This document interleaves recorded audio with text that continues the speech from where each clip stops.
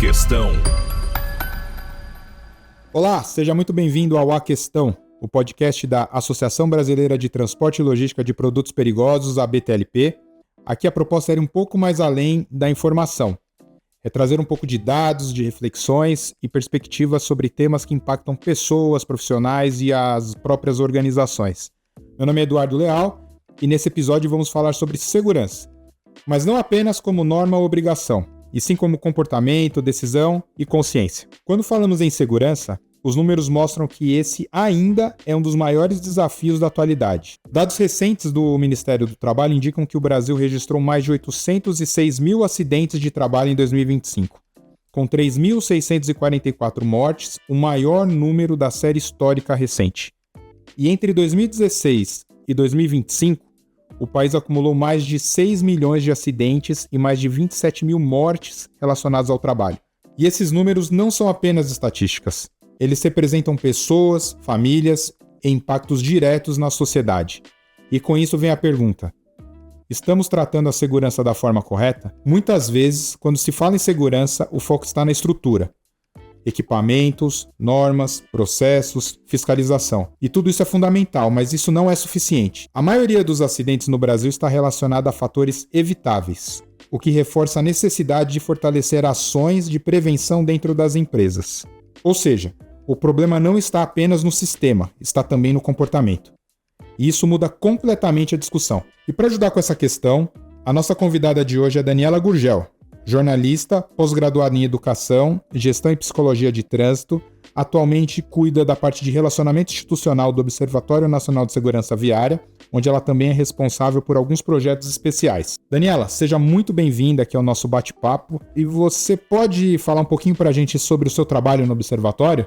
Oi, Eduardo, eu que agradeço o convite da ABTLP. Gostei muito de receber o convite de vocês. Em nome da diretoria do Observatório, agradeço. E para mim é uma honra estar aqui. Mas, enfim, falando um pouquinho do Observatório, o Observatório é uma OCIP, né, uma organização da sociedade civil de interesse público, que faz em 2026, ou seja, nesse ano, 15 anos, e nós temos um único objetivo: ajudar o país, né, ajudar o nosso Brasil a reduzir o número de sinistros de trânsito. O Brasil, há algumas décadas, ele já figura aí entre os 5 países que mais mata no trânsito. Então o Observatório nasce em 2011, juntamente com o alerta que a ONU, né, a Organização das Nações Unidas, faz a todos os países membros para que os países olhem para esse problema social que é o sinistro de trânsito. Então, hoje, o Observatório atua realmente como uma grande ajuda à sociedade, não só para o órgão público que faz a gestão, né, do trânsito. A gente não pode sair aí colocando placa, instalando semáforo, né? Precisa ser o órgão gestor, mas também a gente quer fazer um grande convite à iniciativa privada que se alie a essa causa. Só o governo, em todas as instâncias, federal, estadual e municipal, não vão resolver o problema sozinho. O problema é grave, o problema é grande, mas nós sabemos que se nos unirmos, existe solução.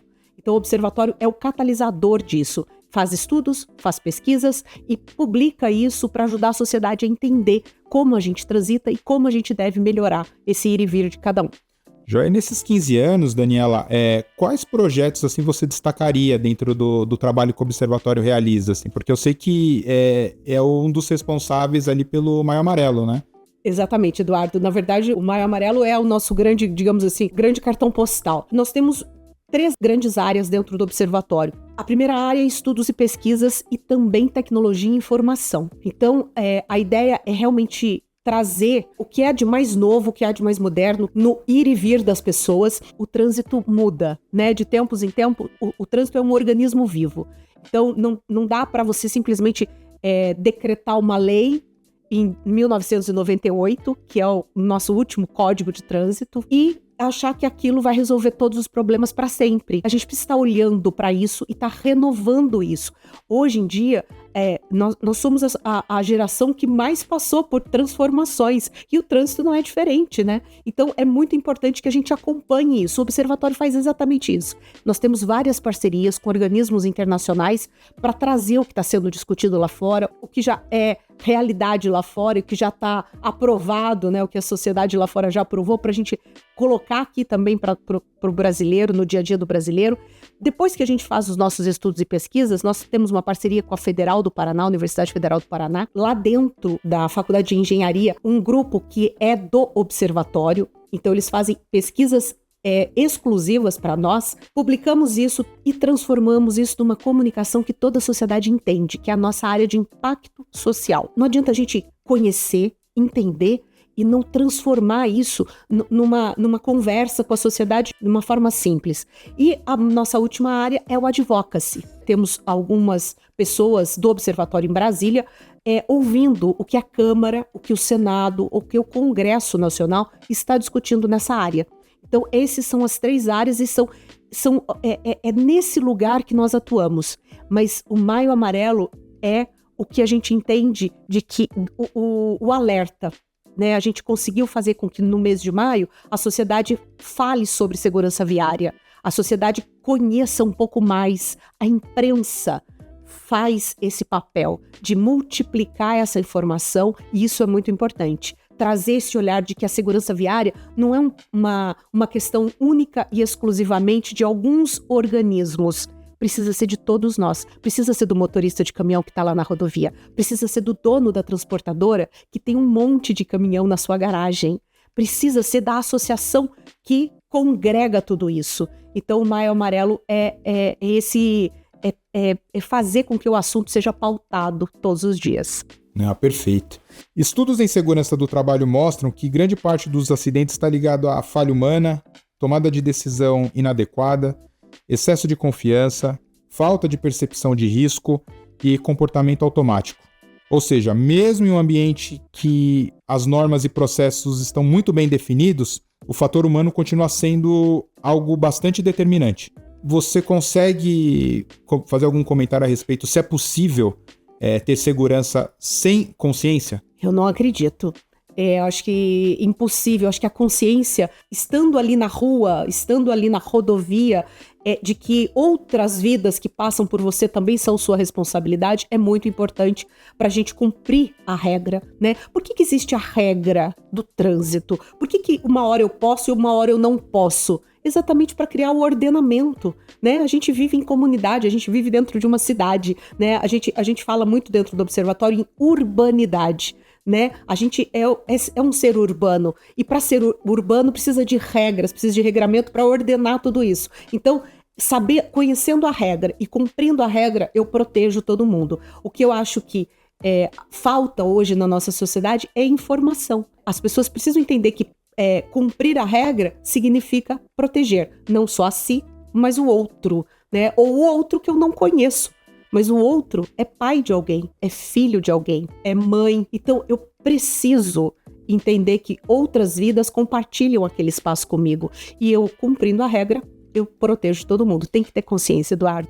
E enxergar o outro como alguém, né, que é impactado pela minha decisão ali no trânsito. Você tem alguma experiência quanto a isso? É um trabalho que vocês pensaram nisso a partir de certo tempo ou foi desde o começo? É uma questão que vocês sempre estão considerando nos trabalhos que vocês realizam? O enxergar o outro foi o tema do Maio Amarelo agora de 2026, né? No trânsito, enxergar o outro é salvar vidas. O Maio Amarelo nasce em 2014, é o primeiro ano que a gente fala de Maio Amarelo, a gente criou um tema para cada ano. Então, o enxergar o outro, ele tem o mesmo alerta que a gente fala em 2017, por exemplo, sobre a escolha. Escolher o que você vai fazer ali no dia a dia ou naquela hora é uma decisão só sua. Escolher se você vai usar o seu telefone celular enquanto você está dirigindo é sua escolha. Escolher se você vai pisar no acelerador acima do limite permitido ali na via é uma escolha sua. É uma decisão que você toma em questão de segundos, milésimos de segundos. Quando a gente traz o verbo escolher em 2017, ele é muito significativo. E quando a gente puxa esse ano a história do enxergar, tem o mesmo peso, Eduardo. Eu preciso enxergar quem está do meu lado. Atrás de um capacete não é só uma motocicleta, não é só um caminhão, são pessoas que estão ali dentro, são pessoas que estão ali conduzindo aquele outro veículo. Então, se eu estou dentro do meu carro, eu preciso enxergar que ali do meu lado vão mais do que veículos, vão pessoas que precisam estar vivos. Trazendo um pouquinho para o nosso lado de produto perigoso, no final de 2023 nós tivemos um acidente que chamou muita atenção na mídia, aquela ponte que acabou caindo lá em Tocantins. Tinha muita discussão a respeito do equipamento, a respeito dos resgates dos corpos que não foram encontrados ali e a cobrança, né, do poder público em cima das transportadoras, inclusive. E quando a gente começou a tratar essa ocorrência com o viés das pessoas que acabaram falecendo naquele lugar, a gente viu que teve uma mudança de comportamento assim gigantesca. Porque em uma das apresentações que nós fizemos, a gente estava tratando da parte estrutural, da parte legal, da parte de crime ambiental e por aí vai. Aí o nosso assessor, ele colocou em uma das apresentações as pessoas que acabaram morrendo ali, né? E assim, a gente viu que teve uma mudança ali na discussão. A gente humanizou aquilo de alguma forma que a gente não esperava, vou ser bem sincero ali, né? E a gente vê que isso aí dá um resultado, as pessoas têm essa sensibilidade, né? Acho que é um desafio, porque muitas vezes não é considerado, mas de alguma forma a gente entende que dá pra seguir por ali também, né? Não tenha dúvida, acho que é exatamente isso, é olhar pro humano, né? É a tal da empatia, né? A gente tá vivendo no século, né, de que a empatia é muito... A gente ouve muito as pessoas falarem sobre empatia, mas a gente também assiste poucas pessoas praticando, né, a empatia. E é um pouco isso, é exatamente isso. Não é uma tragédia da ponte que caiu, é uma tragédia de pessoas que não vão voltar para casa. Quando a gente analisa um ambiente com baixo índice de acidentes, existe um ponto bastante comum, que é a cultura. Segurança não é apenas um conjunto de regras, ela é um valor. É algo que está presente nas decisões do dia a dia. E essa cultura não nasce de forma automática, ela é construída. E aqui entra justamente o papel da educação. Mas não apenas a educação técnica, mas aquela que se desenvolve. É aquela que se desenvolve dentro da percepção, da responsabilidade, da disciplina e da consciência coletiva. Como transformar a segurança em uma decisão diária? Acho que é um grande desafio aí que a gente pretende conversar um pouco a respeito. Eu acho, Eduardo, assim, de tudo que a gente estuda e pesquisa, eu acredito muito na repetição. Eu acho que segurança viária, você precisa tornar aquilo um hábito.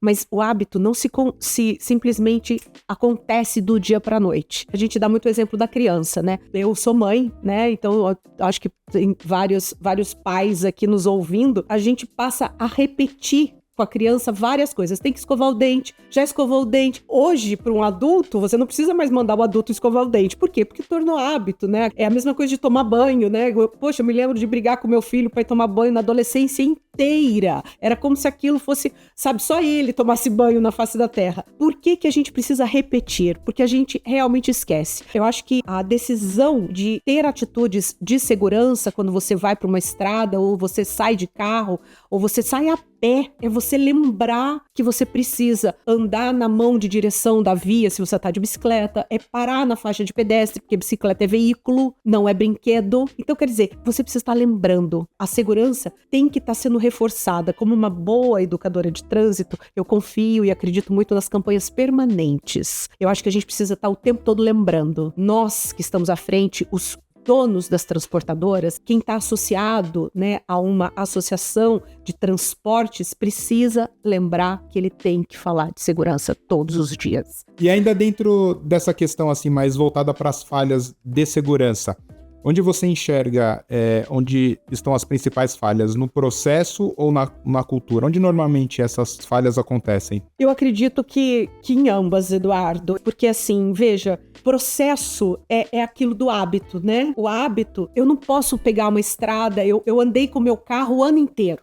Aí eu saio de férias, depois de 12 meses. Eu usei o meu carro durante um ano e não olhei para o meu carro. Eu preciso fazer uma manutenção preventiva para eu sair de férias, para eu pegar uma estrada. A cultura da segurança viária é muito importante. Então, eu tenho que ter a cultura aliada ao processo. Não adianta eu saber e não fazer. O Brasil ainda não tem essa cultura da segurança viária, mas é um processo construir essa cultura e por isso a gente precisa de todos. E assim, no nosso caso de produtos perigosos, a gente vê que grande parte das empresas tem essa cultura desde a sua criação por conta da responsabilidade, né, envolvendo o meio ambiente, a responsabilidade que o próprio regulamento prevê. Nas outras empresas que você tem um diálogo com elas, de outros segmentos até, Você vê que segurança, em alguns casos, assim, não é prioridade dessas empresas ou não? Existe uma consciência coletiva, além do nosso universo de produto perigoso, ou igual ao nosso universo de produto perigoso, que enxerga isso como algo necessário?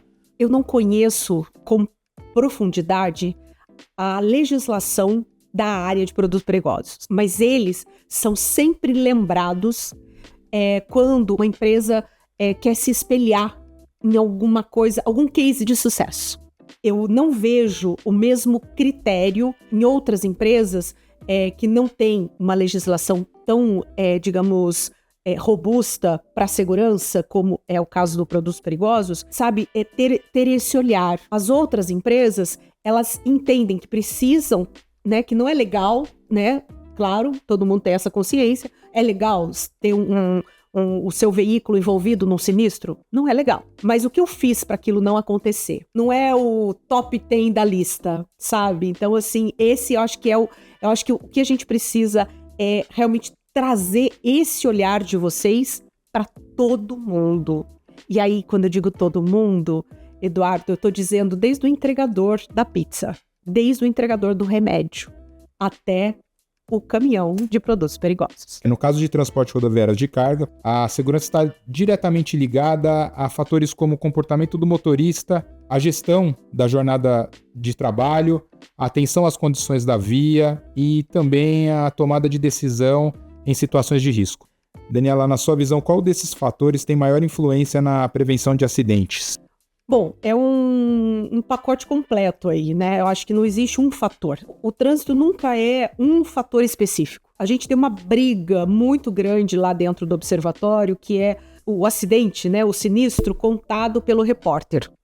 Então, é assim, o motorista perdeu o controle do veículo. Ele não perdeu o controle do veículo.